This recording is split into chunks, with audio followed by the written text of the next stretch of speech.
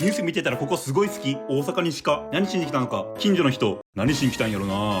鹿の骨かもしれない。春から大阪で住みますねん。台北で見かけた。おしそず、スースイ汁。ギャル文字？ネイティブの日本人にはこれで伝わるのバグだろう。奈良の鹿と遭遇した大阪の猫がとてもいい顔をしていた。ポケモンの構図やん。よし、ブギス、脅し。枯れるかどうか検討してるな。